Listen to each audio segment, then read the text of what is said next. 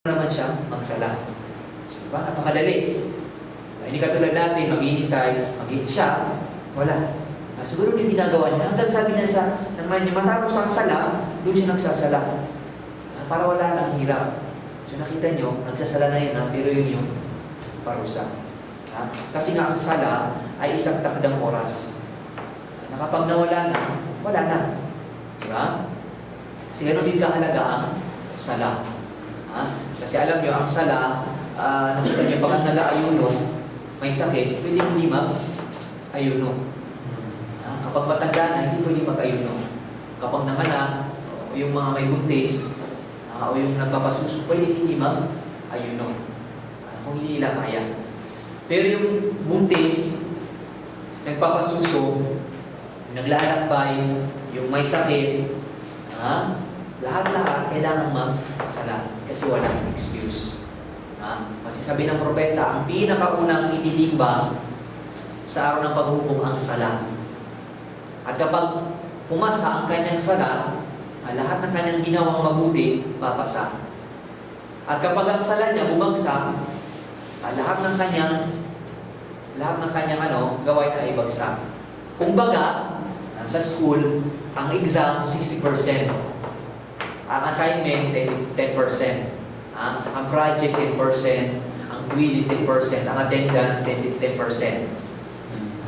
So nakita mo, pag pumasa ka sa 60% sa exam na yun, kahit bagsak ka sa assignment, attendance, project, quizzes, pasado ka. Diba? Pero kung pasado ka sa assignment, doon sa 40%, hindi ka naman pumasa sa exam, 40%, pasado yun, hindi. Kahit perfect 40% pa yun, hindi pa rin pwede. Ganun yung explanation ng propeta. Kung baga sa 100% yung sala, yun yung pinakamalaki ang parte. Kahit bumagsak ka sa ibang exam, kung napasa mo ang sala, okay. Bakit? Kasi ang sala ginagawa araw-araw, 5 times a day. Pero ngayon, 1 time a year. Diba? So ang sala, umuran o bumagyo, nandyan ang sala. So ganun kahalaga ang sala. So nakita nyo, parang nawala na mag-anak at yaman niya. Ganun ka-importante. Pero ibig sabihin, sa asar lang yun, sa tanghapon. Kasi sa lahat ng sala ito. Yun nga lang, and especially itong hapon na ito, kasi ito yung oras kung saan nagpapahinga ang mga tao. So dito nasusubukan kung gaano kalakas ang iyong pananampalataya. Sa Maghrib, ba't mo susubukan? Lahat ng tao gising. Lahat ng tao nasa labas ng bahay. Siya, ganun din. Pero kasi sa hapon, ito yung oras kung saan natutulog ang nagpapahinga ang mga tao. So dito sinusubukan ng Islam kung sino ang mas mabigat sa iyo. Ang Panginoon mo o ang iyong sarili.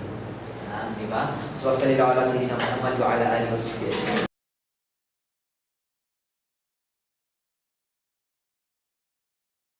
بسم الله الرحمن الرحيم اقرأ باسم ربك الذي خلق خلق الإنسان من علق اقرأ وربك الأكرم الذي علم بالقلم علم الإنسان ما لم يعلم كلا إن الإنسان ليطغى أن رآه استغنى بسم الله الحمد لله والصلاة والسلام على نبينا محمد وعلى آله وصحبه ومن استنى بسنتهم إلى يوم الدين. أما بعد, السلام عليكم ورحمة الله تعالى وبركاته. Di bali, para hindi kayo mahirapan sa exam, inshallah, kasi 5 days na lang ata siguro, nilipat mo lang sa isang bond paper lahat ng Tagalog. Diba? Kasi napakahirap ko nga rin. Sana ba? So, diba? So, sinipalit ko na lang siya sa isang bond paper na lahat Tagalog. Kasi ano yun naman ang Arabic dito. Diba? Hindi naman yung sa Arabic. So, nilipat ko lang siya sa Tagalog para mas madali niyo siyang ma-review sa Allah. Number 74. Yung number na dito, page 25, page 26.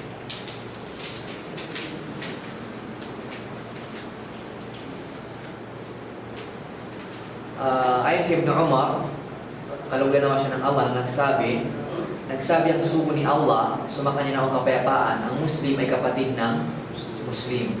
Hindi niya ito sinisiil, at hindi niya ito pinababayaan. Ang sino mang tumutugon sa pangangailangan ng kapatid niya, si Allah ay tumutugon sa pangangailangan niya. Ang sino mang pumawi sa isang Muslim ng isang dalamhati ay magpapawi si Allah sa kanya ng isang dalamhati mula sa mga dalamhati niya sa araw ng pagbangon, sa araw ng pagbubuhay. Ang sino mang magtakip sa isang Muslim ay pagtatakpan siya ni Allah sa araw ng pagbangon. So nakita nyo, itong hadith na ito, napakadami yung meaning niya. Katulad nito, ang Muslim ay kapatid ng Muslim. Katulad mo kunwari, katulad natin, may mga kapatid tayo sa dugo at may mga kapatid tayo sa relihiyon. Tayo yung magkakapatid sa relihiyon. Ngayon, kung ang kapatid mo sa dugo, katulad mo kunwari, born Muslim, kunwari mga kapatid ko, mga pinsan ko, hindi nagsasala, pero mga Muslim lang sa pangalan. Mas mabigat sa akin yung Muslim na kapatid ko sa relihiyon kaysa doon sa kapatid ko sa dugo na hindi nagsasala. Kasi nga sabi nga nila, ako pag may humingi sa akin ng advice na mag-aasawa, so sa akin padala sila naghihingi ng advice kung sino pang walang asawa. So pag may nangingi sa akin ng advice, sabi ko, ang galing mo, saan ka talaga nangingi ng advice kung sino pang walang asawa? Natulad ng isang kaibigan, nasa Pilipinas siya dati, nung nagbabakasyon, sabi niya, sinampala ko ng asawa ko. Anong gagawin ko? Gusto ko nang hiwalayan. Ako, hindi ka nagkamali ng hininga ng advice. Sabi ko, hindi ko sabihin kung hihiwalayan mo siya, magpapatuloy ka sa kanya. Hindi. Ang sabihin ko sa iyo, pag ang tao galit, malungkot, masaya, huwag gagawa ng desisyon. Kasi pagsasisihan niya ito. So ikaw ngayon, malungkot ka, galit ka, naapakan ang pride mo, huwag kang gagawa ng desisyon. Kasi ang bulong sa iyo ngayon ng Satan, hiwalayan mo, sinangkal ko, lalaki ka, tapos Ganun, ikaw naman, sige, hiwalayan mo na siya. So ang sabihin ko lang sa'yo, sabi ko, huwag kang gagawa ng desisyon. Na mamaya, napadalos-dalos, tapos mamaya, magsisisi ka. Salamat warahmatullahi wabarakatuh.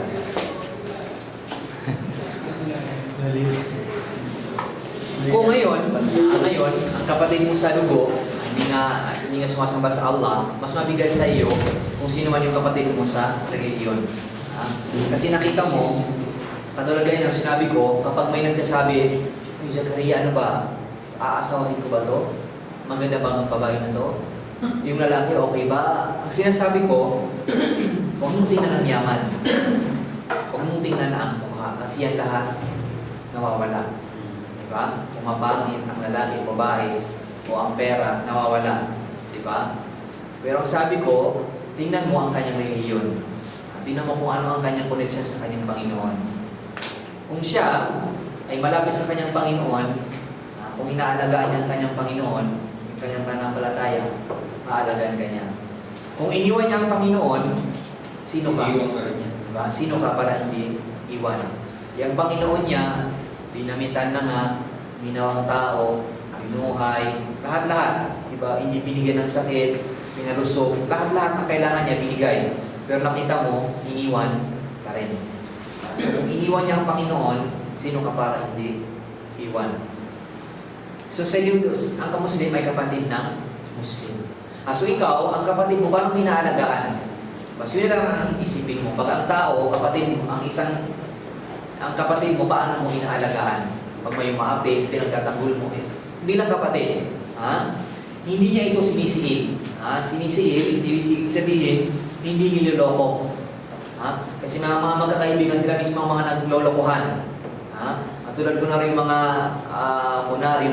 mga peking, salamat, mga barakat. Ay mga peking recruiter, ang pinakauna nila mismong irarakit ay kanilang mga kaibigan. Diba? Ang unang suman ko yung kaibigan ko, paano ko lokohin. Diba? Natandaan ko nung isang araw, may nag-send sa akin ng text, hindi ko alam kung sa rowing ko. Sabi niya, "You're number 1, 950,000 second prize." Ako si attorney Juan. Call me. So ako naman, sinasakyan ko. Diba? Sabi ko, paano ko makukuha ang prize ko? Natawa ko pag na-imagine ko, sabi ko, paano ko ma-claim yung price ko, nandito ko sa Saudi. So, nag-miss call siya sa number ko sa Saudi. Nag-miss call siya sa number ko sa Saudi. Eh, hinihintay ko yung reply niya sa roaming ko, hindi maka-reply. Sabi ko, minura ko siya, diba? Sabi ko, mga walang yan kayo, mga PI kayo, kaya hindi umasin sa Pilipinas dahil sa mga katulad niyo. Tanga ka, hindi mo siguro alam kung saan ako i-reply. Sa dami ng tinext mo, di ba, hindi mo alam kung kaninong roaming what number yung tinext mo na akin. Kasi nga, tinanong ko siya, saan paano ko makukuha? Di ba, hindi siya makareply. Sabi ko, kaninong number to? Kaninong number yung natay sa namin na taga Saudi? Diba, sa mga tanga kayo, nakita nyo dahil sa panloloko nyo, hindi nyo mahanap kung sino ang reply nyo sa dami-dami ng tinext nyo ng ganyang panloloko. Diba? So, hindi na siya nag-reply. Diba? Subhanallah, kaya nagtataka ko, paano nauuto yung mga taong ganyan? Oo, scam. Hindi ko alam, hindi ko maisip. Diba? Unang-una, wala kang sinalihan. Paano ka mananalo? Diba? Paano ka mananalo? Ibig sabihin, yung mga nagpapaloko, yung talaga yung mga gahaman sa pera. Diba? Gahaman sa... wala, hindi na naisip. Diba? Hindi ba lang naisip? Ano ka mananalo na yung 950,000? Diba? Isang matalong wala akong sinalihan. Diba? So, talagang pinakatanga sa lahat ng tanga. Diba? Hindi niya ito sinisigil sa anumang uri ng panloloko. Hindi mo pwedeng lukuhin ang iyong kapatid. Diba? Katulad dito is kunwari yung tinatago mo ang kanyang tsinelas o tinatago mo ang kanyang damit. Diba? Kasi hindi pwede ito. Diba? Katulad kunwari yung lalo na ako, magugulat din ako, minsan pag magpasok ako sa room, nakapatay ang ilaw. Sabi ko, walang tao. Yung pala, nakatago sila doon. Di ba? So, pagpindot ko ng ano lang. Hindi kaya pag hinawakan ko yung ilaw, may umawag din sa akin, sabi ko, sa dapo. Di ba? Kasi ito ay hindi pwede. Di ba? Kasi ito ay pananakot sa iyong kapatid. Hindi ko lang kung napanood yung sa YouTube na nung yung babae, papasok sa bahay niya, naka-costume ata yung asawa niya, kapatid niya. Parang mamamatay tao gano'n. So, syempre, yung babae siguro sa sobrang matatakotin, lumabas alam tulog sa bahay. Ay, napagdaan. So, napagdaan ng kotse. Diba? So, ano nangyari dito? Diba? So, nakakatakot. Diba? Lalo na yung kaibigan ko, sabi niya, nung nasa dorm kami, sabi niya ako, pag nagtutuloy ako ay nakatago. Kasi mabubulatin ako. Paano kung may nahulog o may pumasok, biglang pumasok, maganon ko yung tenga ko. Diba? Sabi ko, tama. Diba? Kasi may mga taong ganyan. Hindi siguro yung pumasok din, hindi alam na inaalong mo yung tenga mo. Diba? So, pagpasok, naku, subhanallah, napasok doon, nabingi ka pa. Diba? So, hindi ito po pwede yung mga ganito. At hindi niya ito pinababayaan. Ibig sabihin, pag ang kapatid mo nangangailangan, huwag mong pabayaan hanggat maaari. Diba? Ang sino bang tumutugon sa pangangailangan ng kapatid niya, si Allah ay tutugon sa pangangailangan niya. Diba? So nakita nyo, ito ba yung gustong-gusto ko, kaya ako tumutulong sa mga tao hanggat maaari at makakaya. Kasi sabi ng propeta, ang sino mang tumulong sa kanyang kapatid, ang Allah ang tutulong sa kanya. Diba? So napaka-generous ng Allah. Diba? So, ang Allah mismo ang tumulong sa iyo. So, sino ba ang walang tao, walang problema? Diba? Kaya nga tingnan ninyo, pag ikaw ay matulungin sa mga tao, lahat ng bagay sa iyo magaan. Magaan. Diba? Pero ang tao mahirap, pakiusapan, pakisamahan, lahat ng bagay sa kanya, mahirap.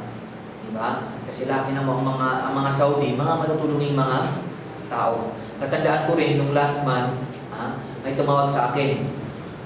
Naliligo ako. Siguro 5 beses na tumawag. Diba?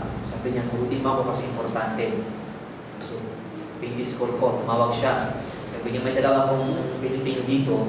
Tagpuan ko sila sa palengke. So, nakausap ko sila, may problema daw. First time nilang magkita yun first time nilang magkita yung Saudi na yun, siguro mutawa at saka dalawang Pilipino. Sabi nung Saudi, yung isa may problema daw kasi Muslim silang madalaw Muslim. Sabi niya, yung may dalawa daw sila, may isa may problema kasi wala pa daw sweldo tapos Ramadan na. Wala pa Ramadan ata yun. So, ang tatay daw niya wala makain sa Ramadan. So, kailangan daw may pera. Ngayon daw wala pa daw silang sweldo. Sabihin mo sa kanya ng problema niya, pahihiramin ko siya. Tapos, kunin ko yung number niya, pag nagkapera na, bayaran na lang niya sa akin. Sabi ko, subhanallah, trust nitong lalaking ito. Pautangin mo, ngayon mo lang nakita. Diba? Kaya di pa nakuha mo yung number niya, ako siguro papalitan ko yung number ko, no? Diba? So, malaki ng zulp, hindi rin kayo magkikita. Diba? So, kinausap ko yung lalaki, sabi niya, kilala mo ba yan? Sabi niya, hindi, ngayon ko lang nakita. Sabi ko, pautangin ka daw. Pautangin ka daw. Ako mismo, sabi ko, kahit bili-bili, hindi ko pautangin niya, di ba? Sana, pero nakita niyo yung tiwala, at saka yung alam nila, yung turo ng Islam, na kapag ikaw, tinulungan mo ang isang tao, kilala mo man yung kilala, ang Allah mismo ang tutulong sa'yo pag may problema ka rin. So, dumating na tayo dun sa pera. Diba? Sabi ko, magkano daw kailangan mo? Sabi niya, 400. So, kinausap ko na naman yung Saudi, sabi niya, 400. Sabi niya, walang problema, bayaranin ko ngayon. Para pag nagkasweldo, ano bang tawag dito? Bayaran din niya. Sabi ko sa Saudi, kilala mo ba siya? Sabi ko, hindi, basta nakilala ko lang sila dito para napakalaki ng problema nila. Diba? Sabi ko, sumanalay ako ng sila. So sabi ko, inshallah, alam na niya na pautangin mo siya. Pero alam ko, hindi niya pababayaran. Alam ko, gano'n ang mga Saudi. Diba? Gano'n ang mga Saudi. Sabihin nila, pautangin ka nila, tapos ikaw, pag nagbayad ka, hindi na tatanggapin. Sabihin nila, kawang gawa. Diba? Kasi alam nila, nakakahiya yung sabihin mo, bibigyan ka ng pera. Ang ginagawa nila, utangin mo, tapos bayaran mo. Pero pag nagkapera ka, hindi na binabayaran. Diba? So nakita mo, lagi mo sinasabi sa inyo, pag nagbili ka, ang Allah mismo ang... Kaya nakita nyo sila, di ba? Ang yaman-yaman nila, kasi bumabalik at bumabalik ang pera nila na kanilang ginagastos. Hindi nawawala yun. Di ba? Ang sino mang pumawi sa isang Muslim ng isang dalamhati ay magpapawi si Allah sa kanya ng isang dalamhati wala sa dalamhati niya sa araw ng paghukom. Ay yung dalamhati, kunwari, yung kapatid mo may utang, tapos hindi niya mabayaran. Ito yung dalamhati, diba? Lungkot. Diba? Alam niyo kasi sa buhay natin, lahat ng problema nawawala agad. Maliban sa utang. Kasi ang utang, hanggang hindi mo nababayaran, malungkot ka. Hindi mo alam saan ka kukuha ng pera. Pero kunwari, mga lungkot lang, nag-away ka ng asawa mo, diba? Hindi ka nakasweldo, ay ito yung mga lungkot na nawawala. Pero yung utang, hanggang sa hindi mo nababayaran, nandyan yan. Kasi kaya sabi ng isa sa mga manunura ng Arabic, sabi niya, lahat ng bagay na itulak ko, nagalaw ko. Sabi niya, pati ang mga bundok na galaw ko, na itulak ko. Pero sa totoo lang, hindi mo na nagagalaw ang bundok. Kahit lahat ng tao, galawin ang bundok, hindi magagalaw. Pero sabi niya, maliban sa utang. Kasi hindi ko magalaw, hindi ko kaya. Kasi ganun kabigat ang utang. Lalo na pagsingilan. So napakabigat nito. Ito ay isang uri ng dalamhati. Kapag tinulungan mo, ang iyong kapatid mula sa pagbabayad, katulad kanina, sinabi ko sa inyo, ay papawiin ng Allah ang dalamhati mo sa araw ng paghukom. Nakita mo, yung dalamhati dito sa mundo, yung pinawi mo sa iyong kapatid. Pero ang Allah, pag pumawi sa iyong dalamhati, doon sa araw ng paghukom. Kasi yung dalamhati sa araw ng paghukom, mas mahirap. Bagkus pinakamahirap. Dito sa mundo, pwede ka may mahingan. Diba? Doon sa araw ng paghukom, pag may dalamhati ka, walang makakatulong sa iyo, maliban sa sarili mo. Kaya nga sa araw ng paghukom, yawma yafirul mar'u min akhihi. Sabi ng Allah, sa araw na iyon ng paghukom, ang kapatid na lalaki ay tatakbo mula sa kanyang kapatid. Yawma yafirul mar'u min akhihi wa ummihi wa abihi. At tatakbo sa kanyang nanay, mula sa kanyang nanay at tatay. Wa sahibatihi wa banihi, sa kanyang asawa at mga anak. Bakit? Kasi lahat kayo magsisingilan. Lahat kayo magsisingilan. Yung anak, kunwari, hindi pinag-aral ng tatay niya, kasi pinabayaan. Sabi niya, ikaw, tay, pinabayaan mo, bayaran mo sa akin. So lahat magtatabukan. So sa araw ng paghukom, papawiin ng Allah ang iyong dalamhati. Kunwari, may kulang ang iyong kabutihan, pupunta ka sa nanay mo, Nay, diba? Kulang ang kabutihan, bigyan mo naman ako ng kabutihan mo para mapuno ang aking kabutihan. Kung sa mundo yun, bakit ang nanay mo, kahit wala, bibigyan ka. Pero sa araw ng paghukom, ano sabihin ng nanay mo? Wala din ako, kailangan ko din yan eh.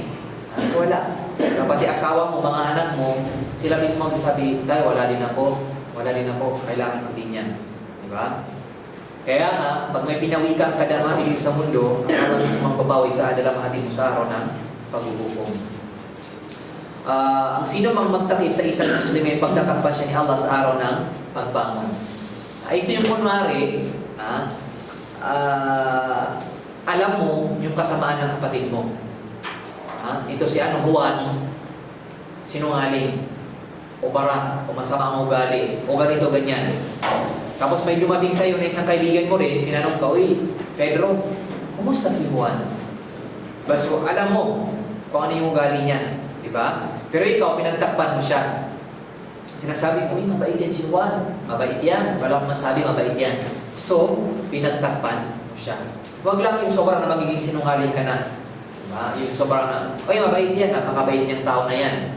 Kaya tama lang. Yung pagtatakpan mo lang yung kanyang kasamaan. So, ang sinabi ng Allah, ang sino mang magtakip sa Muslim ay pagtatakpan siya ni Allah sa araw ng pagbangon. Kunwari doon, kasi alam nyo, yung lahat ng kasamaan natin, parang ini-televise doon. Napakalaking TV. Sa araw na ganito, sa oras na ganito, ito ang ginawa ni Juan, nagnakaw.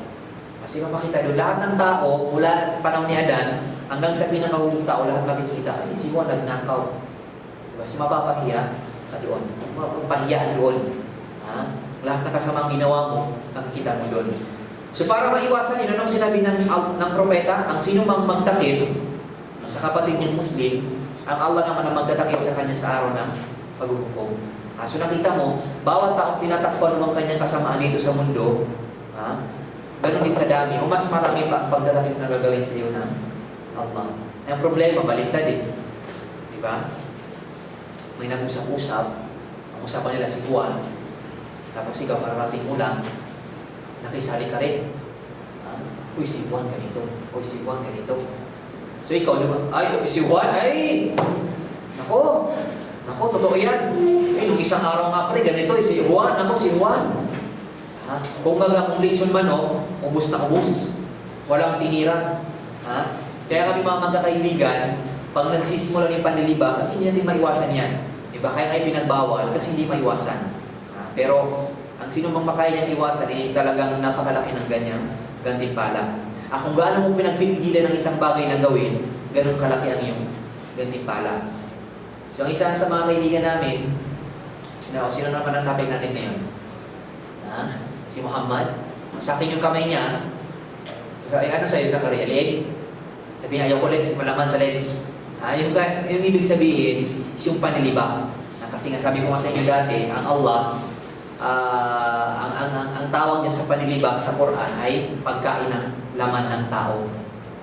Pagkain ng laman. Ganon, ayuhibu ahadukum ayakula lahm akhi. Gusto ba ng isa sa inyo na kainin niya ang laman ng kanyang kapatid? Isin yung ibig sabihin, panlilibak. Kasi kinakain mo. Diba?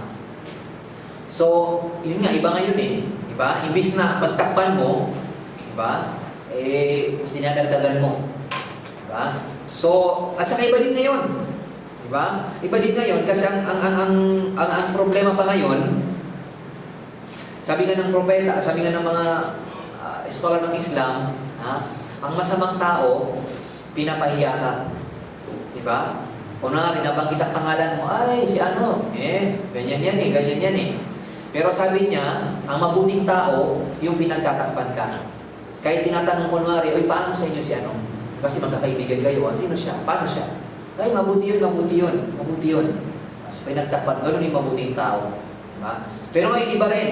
Ito tinatawag natin ng mujahara. Ang mujahara is yung pagbubulgar.